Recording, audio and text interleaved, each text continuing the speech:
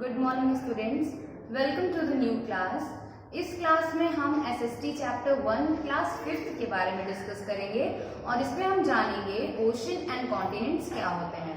इस चैप्टर में आपको ओशन एंड कॉन्टिनेंट्स, ओशन मतलब महासागर और कॉन्टिनेंट्स मतलब महाद्वीप के बारे में बताया गया है। तो हम चैप्टर की हेल्प से भी समझेंगे इसके बारे में और with the help of globe भी समझेंगे। हम दोनों तरीके से समझेंगे कि आखिर क्या होता है। तो चलिए पहले एक छोटा सा नॉर्मल इंट्रोडक्शन ले लेते हैं about continents and ocean. Ocean क्या होता है? महासागर होता है। ओके, आपको ये पता होना चाहिए कि हमारी पृथ्वी जो है वो दो ही चीजों से मिलकर बनी हुई है, पानी और लैंड, भूमि।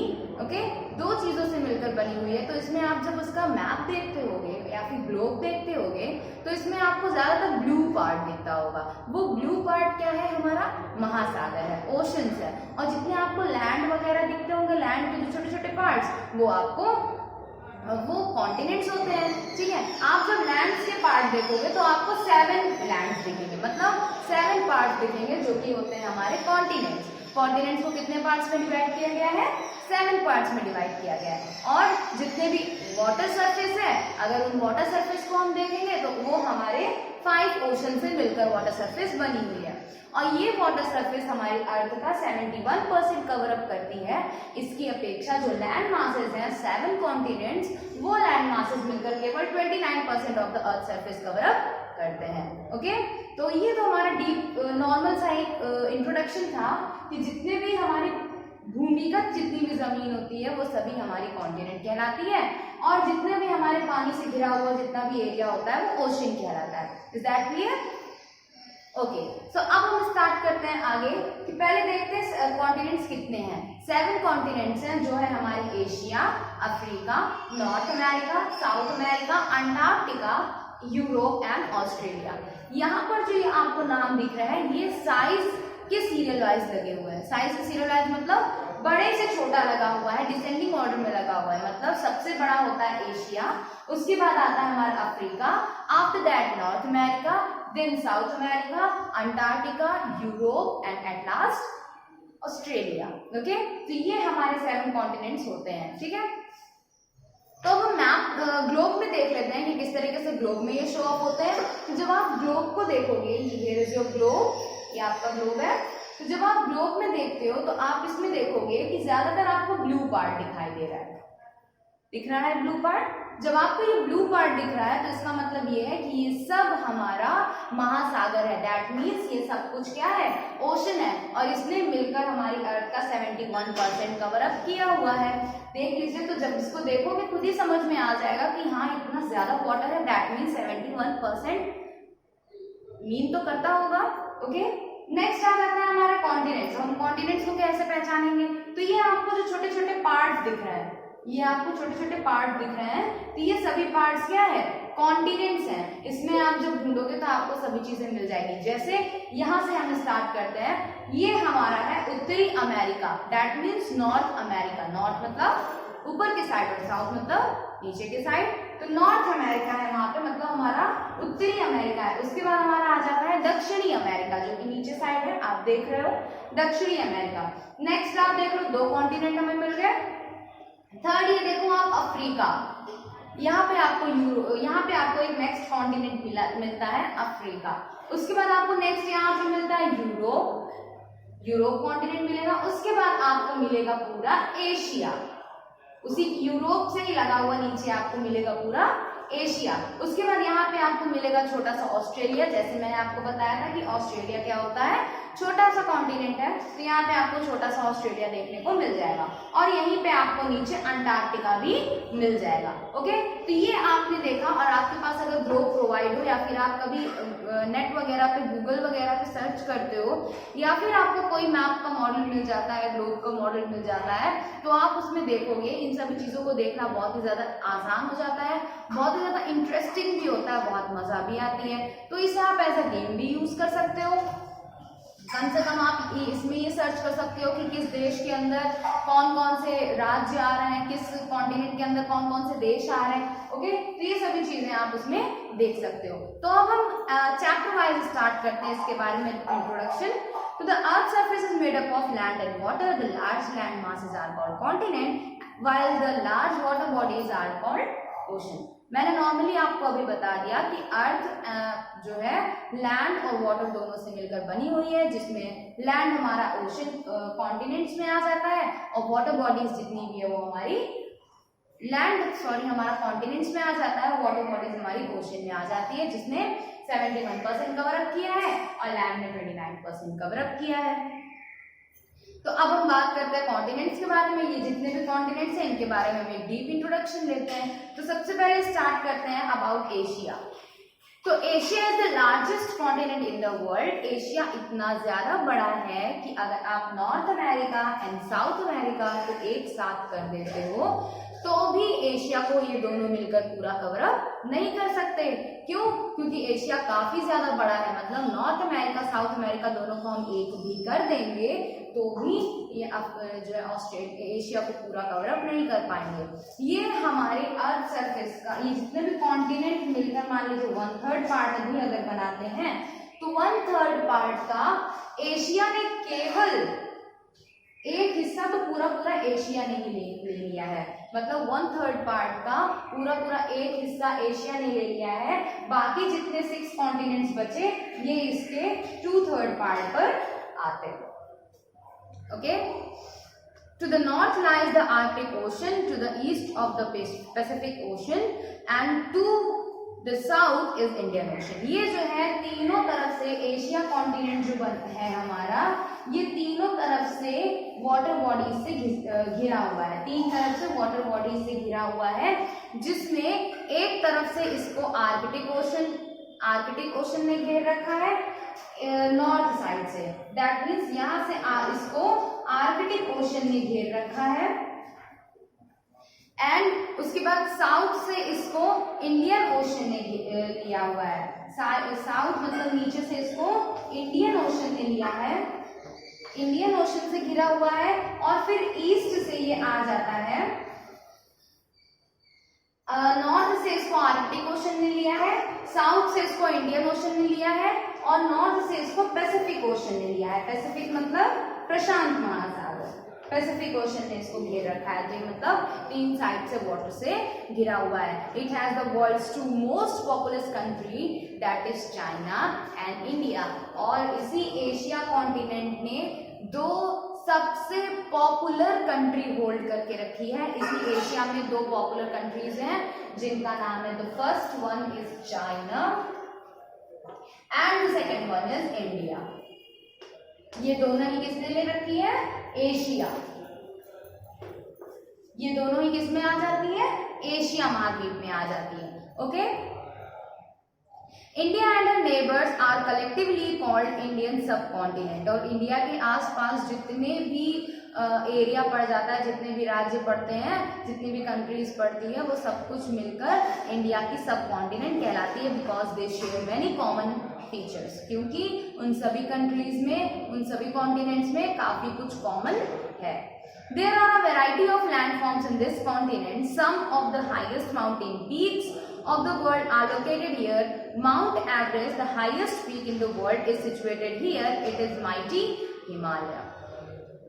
मतलब कई सारी इस एशिया महाद्वीप के अंदर कई सारी खासियत है, बहुत ज्यादा खासियत है। जैसे सबसे ऊंची से ऊंची जो पर्वत चोटी होती है वो भी आपको एशिया महाद्वीप में ही मिलेगी। जैसे माउंट एवरेस्ट ये बड़ी है और माउंट एवरेस्ट जो है वो आपको हिमालय की सीरीज में मिल जाएगी। नेक्स्ट आ जाता है हमारा अफ्रीका। एशिया के बारे में पढ़ लिया, नेक्स्ट हम पढ़ते हैं अफ्रीका के बारे में। Africa is the second largest continent surrounded by ocean on all sides.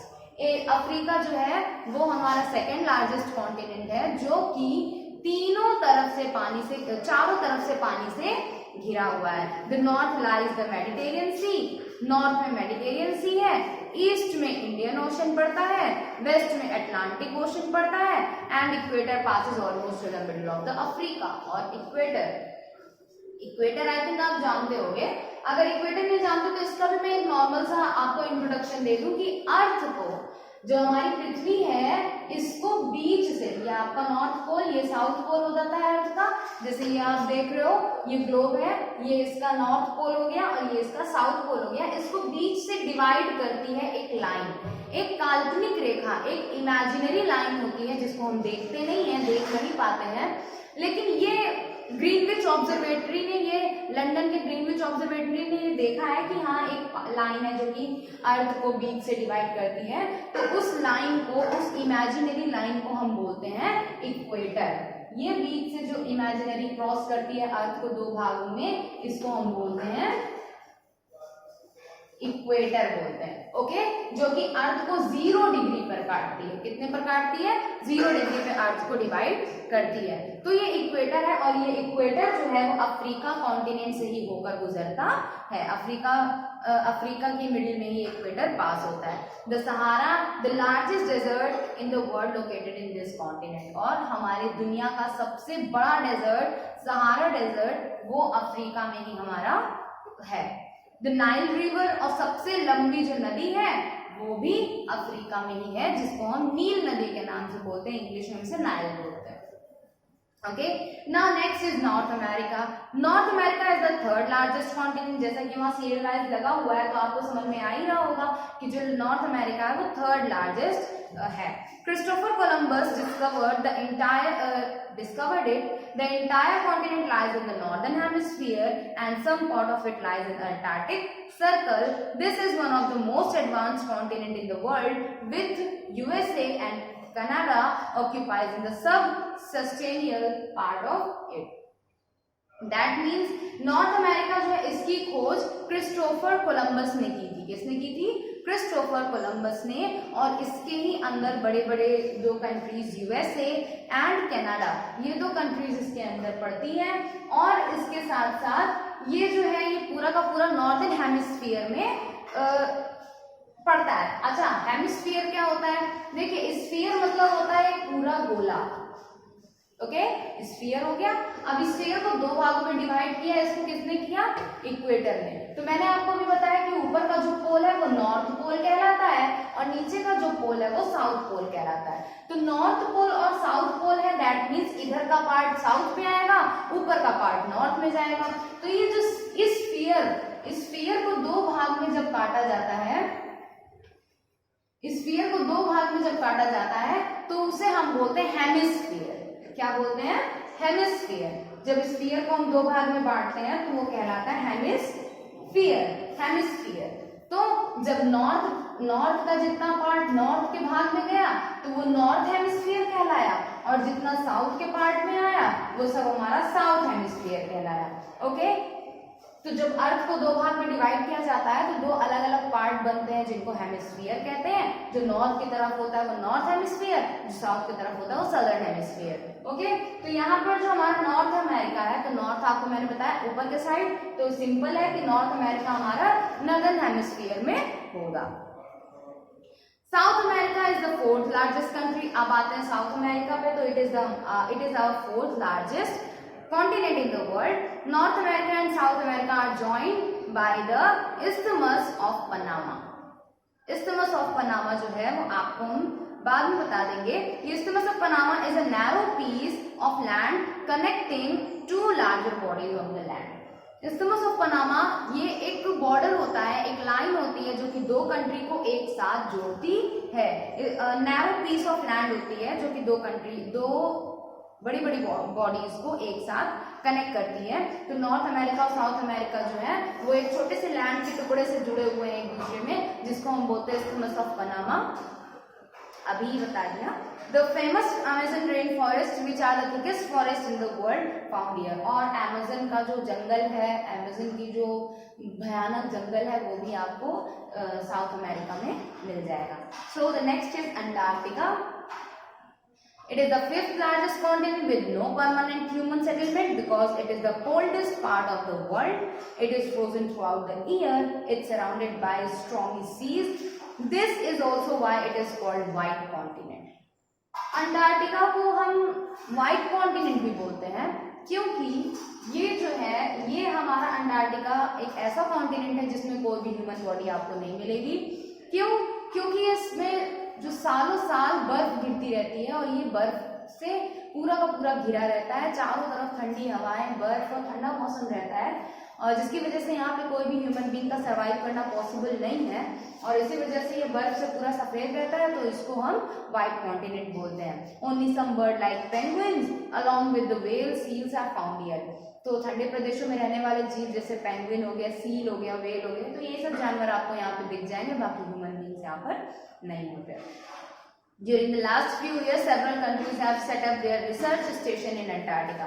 और कुछ साल से अंटार्कटिका में ये रिसर्च भी हो रही है कि क्या यहाँ पर रहना सर्वाइवल यहाँ पर पॉसिबल है या नहीं है। तो इसके लिए भी काफी सारे सर्च स्टेशन भी वहाँ पर भेजे जा चुके हैं। Some scientists believe that large quantity of mineral can be found below the thick ice sheet of Antarctica. और ऐसा साइंटिस्ट का कहना है कि जैसे पृथ्वी के नीचे कई सारे जमीन के नीचे हमें मिनरल्स मटेरियल्स मिल जाते हैं, तो लोगों का ऐसा कहना है, साइंटिस्ट का ऐसा कहना है कि हो सकता है अंटार्कटिका की बर्फ की शीट के नीचे काफी सारे मिनरल्स देखने को मिल जाए।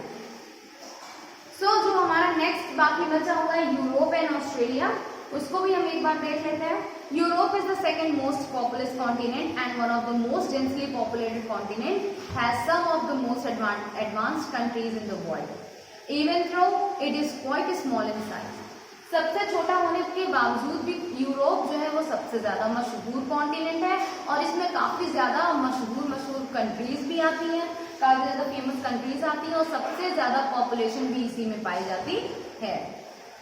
So it is our nearest neighbor and Asia, Europe are sometimes together known as Eurasia. और आप जब एशिया कॉन्टिनेंट को देखोगे तो उसी के जस्ट ऊपर आपको यूरोप दिखाई देगा।